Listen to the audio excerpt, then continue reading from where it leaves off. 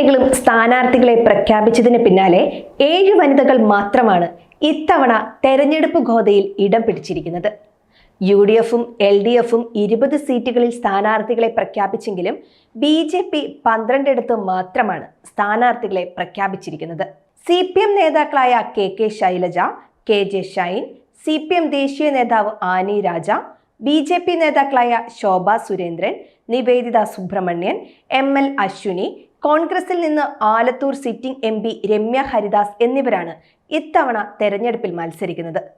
BJPയുടെ രണ്ടാം ഘട്ട സ്ഥാനാർത്ഥി പട്ടികയിൽ വനിതാ നേതാക്കൾ ഇടം പിടിക്കുമോ എന്നത് കാത്തിരുന്ന് കാണേണ്ടതുണ്ട്.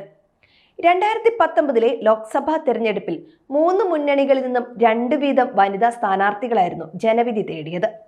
CPMൽ നിന്ന് PK ശ്രീമതി ടീച്ചർ കണ്ണൂരിലും നിലവിലെ ആരോഗ്യമന്ത്രി വീണ ജോർജ് പത്തനംതിട്ടയിലും മത്സരിച്ചു. CPIയിൽ നിന്ന് വനിതകളാരും മത്സരരംഗത്തുണ്ടായില്ല. കോൺഗ്രസിൽ നിന്ന് രമ്യ ഹരിദാസിന് പുറമെ ആലപ്പുഴ മണ്ഡലത്തിൽ നിന്ന് ഷാനിമോൾ ഉസ്മാനും ജനവിധി തേടിയിരുന്നു. BJPക്കായി ശോഭ സുരേന്ദ്രൻ ആറ്റിങ്ങലും VT രമ പൊന്നാനിയിലും മത്സരിച്ചിരുന്നു. ഇത്തവണ CPM കേന്ദ്ര കമ്മിറ്റി അംഗവും കേരളത്തിലെ പ്രധാന നേതാക്കളിൽ ഒരാളുമായ KK ശൈലജ വടകരയിൽ നിന്നാണ് പാർലമെന്റിലേക്ക് മത്സരിക്കുന്നത്.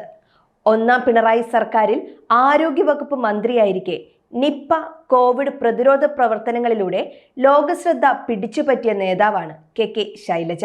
പറവൂർ മുനിസിപ്പൽ കൗൺസിലറായ KJ ഷൈൻ എറണാകുളം ലോക്സഭാ മണ്ഡലത്തിൽ നിന്നാണ് ജനവിധി തേടുന്നത്. CPM Paravur town east local committee അംഗവുമാണ്.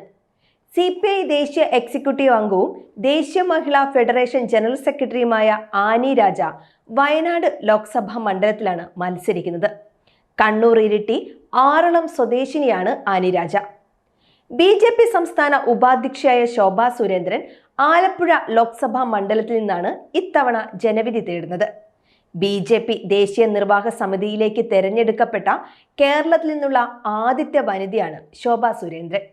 Yuva Morcha ജില്ലാ വൈസ് പ്രസിഡന്റ്, സംസ്ഥാന വൈസ് പ്രസിഡന്റ്, സെക്രട്ടറി, അഖിലേന്ത്യാ എക്സിക്യൂട്ടീവ് കമ്മിറ്റി അംഗം, മഹിളാ മോർച്ചയുടെ സംസ്ഥാന അധ്യക്ഷ, BJP തൃശൂർ ജില്ലാ secretary, Kerala BJP core committee അംഗം, സംസ്ഥാന ജനറൽ സെക്രട്ടറി എന്നീ പദവികൾ ശോഭ സുരേന്ദ്രൻ വഹിച്ചിട്ടുണ്ട്. നിരവധി തെരഞ്ഞെടുപ്പുകളിലും ജനവിധി തേടിയിട്ടുണ്ട്. പൊന്നാനിയിലെ BJP സ്ഥാനാർത്ഥി നിവേദിത സുബ്രഹ്മണ്യൻ പാർട്ടിയുടെ വനിതാ സംഘടനയായ മഹിളാ മോർച്ചയുടെ സംസ്ഥാന അധ്യക്ഷയാണ്. 2016 ഗുരുവായൂർ മണ്ഡലത്തിൽ നിയമസഭാ സ്ഥാനാർത്ഥിയായിരുന്നു. 2021 സ്ഥാനാർത്ഥിത്വം പ്രഖ്യാപിച്ചെങ്കിലും നാമനിർദ്ദേശ പത്രിക തള്ളിപ്പോയിരുന്നു.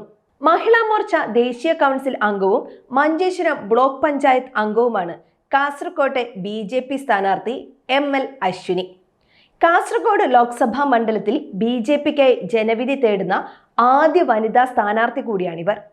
ബംഗളൂരു മദനനായകഹള്ളി സ്വദേശിയായ അശ്വിനി 7 വർഷം Vorkady saint Mary's English medium സ്കൂളിൽ അധ്യാപികയായിരുന്നു. കേരളത്തിലെ രണ്ടാമത്തെ ദളിത് വനിതാ MP രമ്യ ഹരിദാസ്.